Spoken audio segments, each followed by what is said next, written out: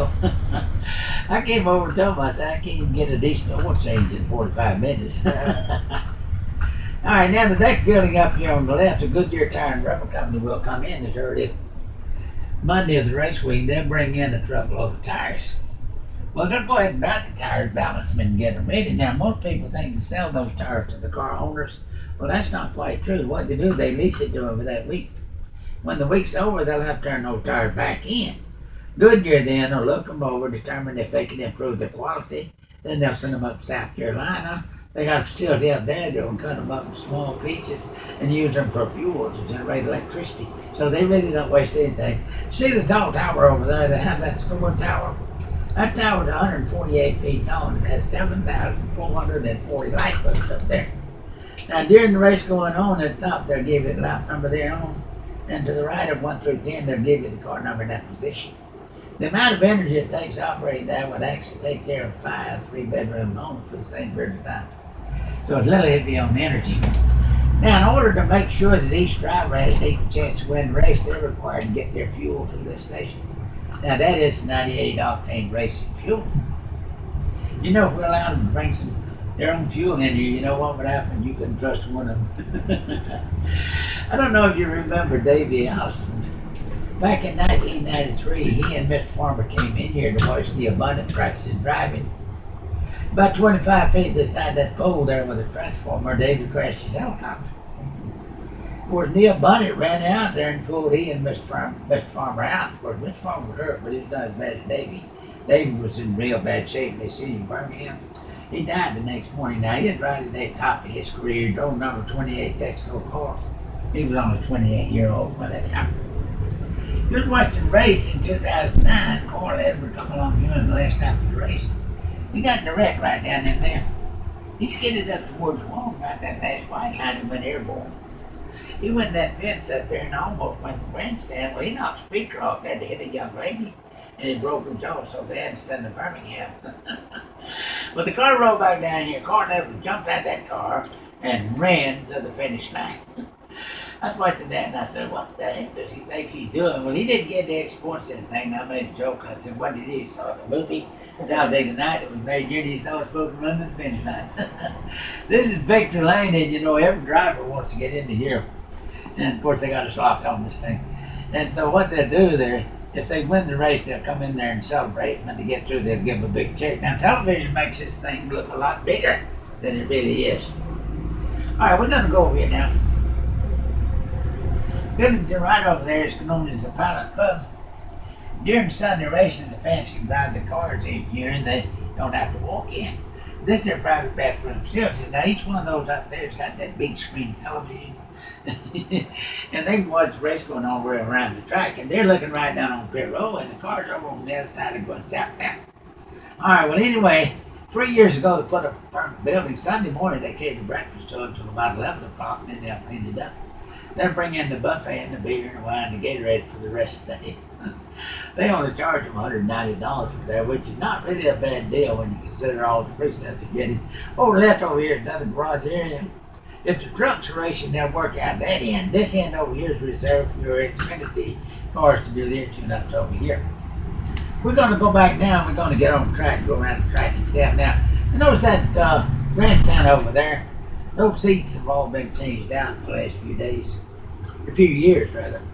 Now, the ones on the bottom is about 2 inches wider than the old ones, and the ones on the top up there is about 4 inches wider for people like me, a little on the fat side. But those seats are much more comfortable, and they're not metal, those are plastic. You know, when you see that color scan they used up there, the black, red, and white. Now, the reason they did that is during the year, they do a lot of commercials. If they're doing a lot of commercials, you know, and then let that camera kind of drift around, which believe it looks like there's a whole bunch of people up there all the time. So that really made them happy when they got their results.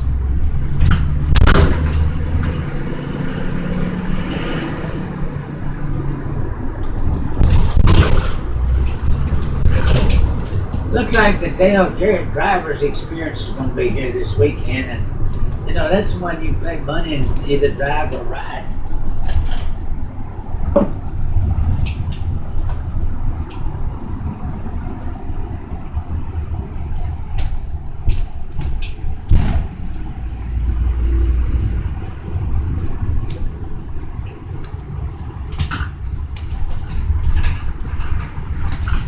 look in the middle out there now, there's a yellow line.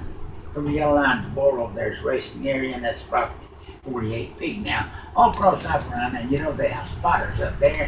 If any of the fans need assistance of any kind, all they got to do is get in touch with them, and they'll be glad to solve any problem they can. Pit Road's right down here. Pit Road's a little over 1,800 feet long. They got a speed limit coming in of 55 miles an hour.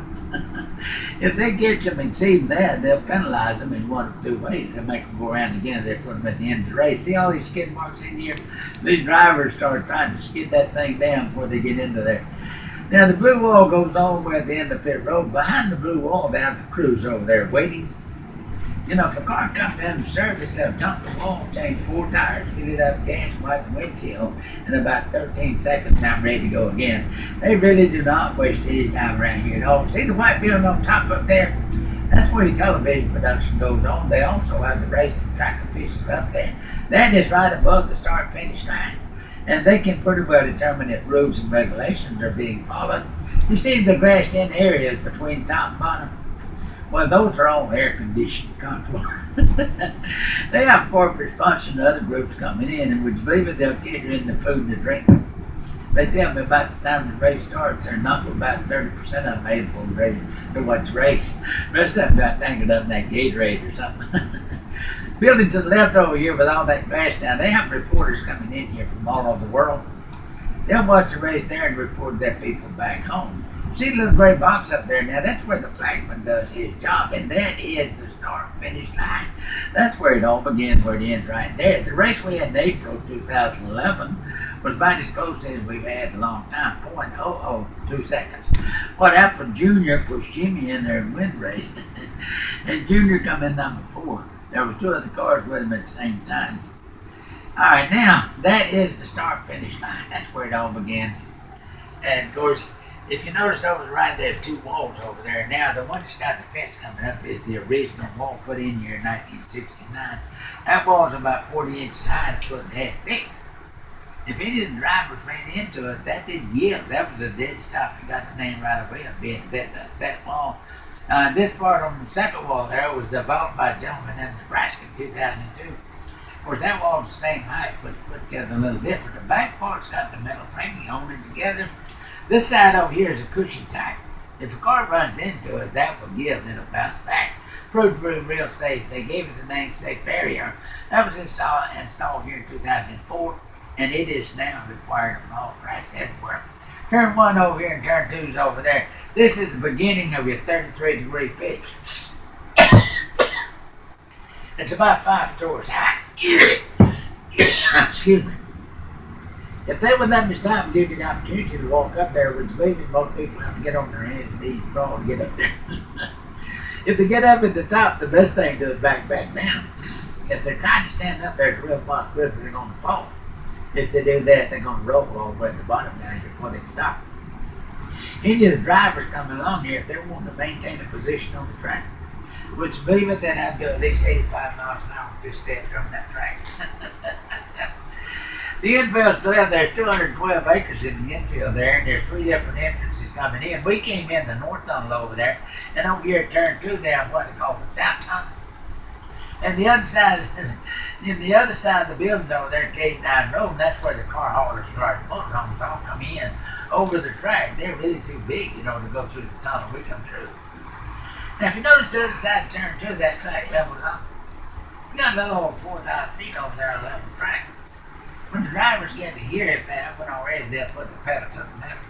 They're going to try to get all speed they can before they get to turn 3 over there. When you get to turn 3, they got the same pitch cut here, and believe me, that does slow it down when you get into there. There's been some changes in the last couple of years, so I'd like to bring it up to date for you.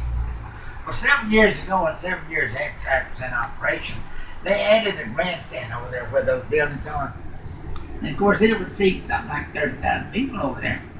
Well, they did not have regular seating. All they had over there was metal benches sit on. Alabama gets pretty hot sometimes. So anyway, just before the April race in 2011, they came in and brought cushions to put over there. And I came over and was having the fun with it, and I told them, I said, you know what, I now understand why everybody's standing up.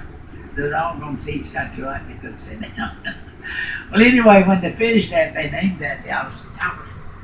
They did that to 106 top drivers from Hueytown, which is about 12 miles back to Birmingham. They were also known as the Alabama Gang.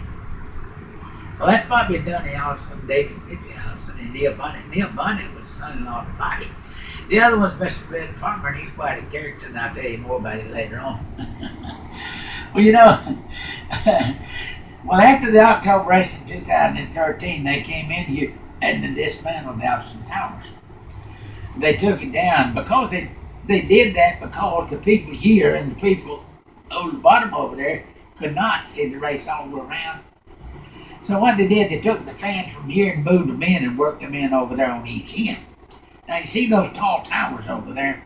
Last year and this year they got that big screen television that put it up there, and that was supposed to be on a temporary basis. But the fans were so pleased about that. Now I'm making that permanent for them because of the way they were able to see everything going on over there. When they got this cleaned up over here, they said, well, what are we going to do over here? Well, they thought about it a little bit, and they said, well, you know, they got better than 3,000 acres here for the out parking. Why don't we do something for the fans? So they put these double seats out here. During the race week, you know, the fans come over there and just sit there and see whatever's going on. That made them real happy. Before they put restricted plates now, some of the cars coming along here would get as much as 218 miles an hour. When they put the plates on, that slowed them down to a little over 200 miles an hour coming through here. Now let me tell you, Mr. Farmer was quite a race driver from way back. Of course, he raced down in Pensacola, Mobile, Montgomery. He was regular to Birmingham International for the auto drive track over here. Just before the October race in 2009, he got the crazy idea he wanted to race on the track.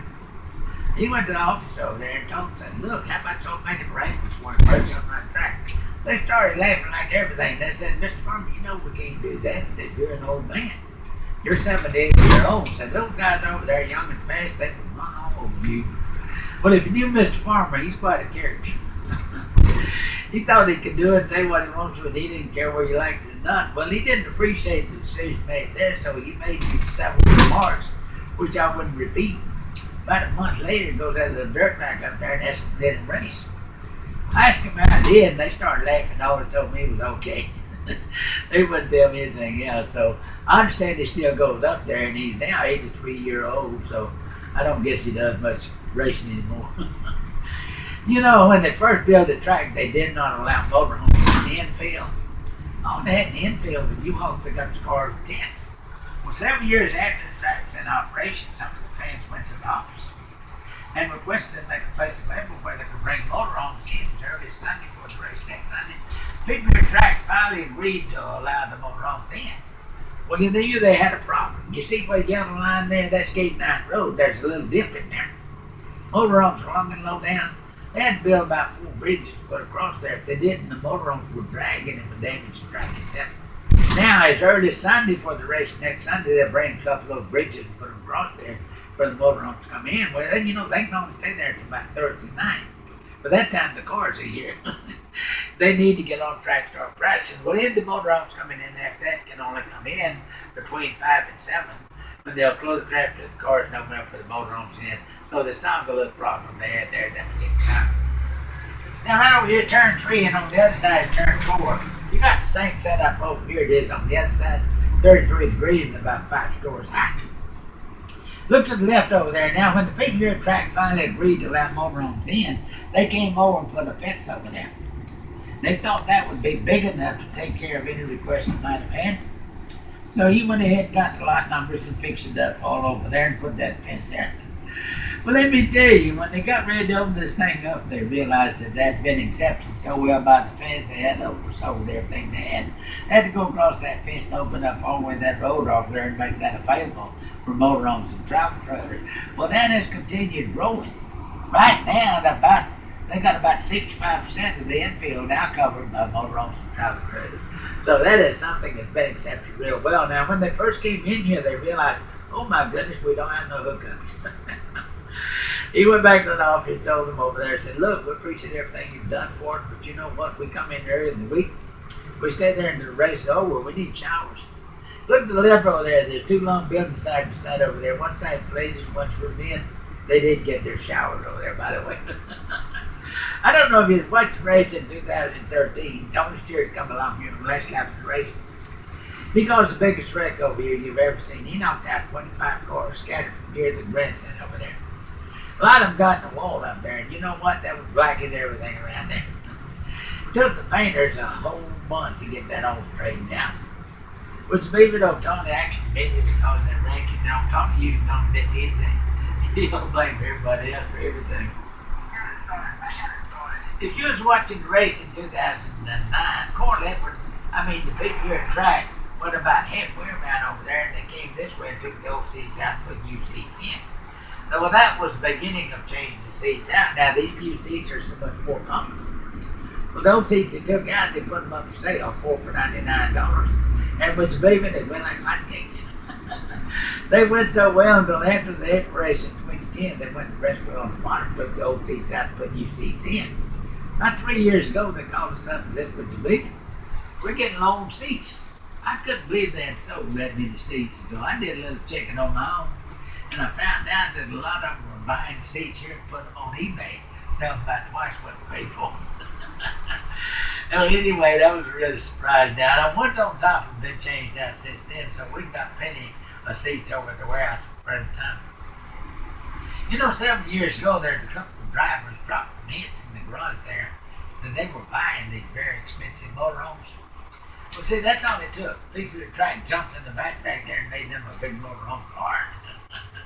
They have all the hookups back there, electricity, water, sewage, and everything. Well, you know something, the drivers don't have to come here until about Thursday, the race week. Which maybe they'll hire some people to bring their motorhomes through here as early as Sunday before the race next Sunday. They'll go ahead and send them up and check them out, make sure everything's working fine. Drivers will fly the plane into the airport over there and bring them with their families and come over here and stay in the motorhome till the race is over with. They go back in the airplane and go home. Well, the same people that brought the motorhomes in will come get them, take them to the next track and have to wait for them when they get there. If that ain't a smooth operation, I don't know what is. You see the little playground out there, which maybe when they built that, put a little racetrack around that playground.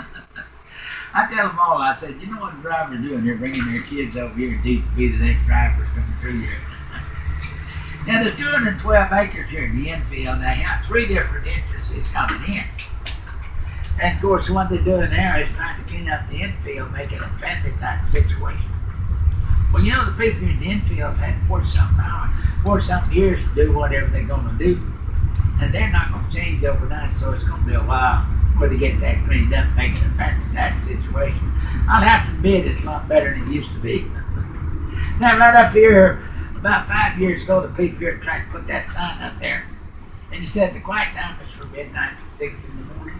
They don't want any fireworks, no weapons, no cruising, and no bad language. But let me tell you, the people who put that sign up actually wasted their money because nobody pays any attention to that sign at all. They'll come in partying and going out partying as well. During the race week, we'll have upwards of 200,000 people coming in. A lot of them will come in as early as Sunday for the race next Sunday. They'll get together with people they've met before. And they'll enjoy each other's company. Well, as time goes on, sooner or later the party begins. When the party begins, you're going to have a few of them get on out of source. Security has their headquarters around the right, and they'll send them down out, pick them up, bring them into their headquarters. When they get them over there, which maybe they'll give them a cot and tell them to go in the backpack there and lay down and go to sleep at home. Of course, most of them will take advantage, but you got that few that think they're bulletproof and they're going to keep on and on and on. Well, security will give them a reasonable time to settle down. If they don't settle down, they do have a jail over there. They'll know about jail, put them in jail. Bill Elliott still had the qualifying record of 212 miles an hour, and that was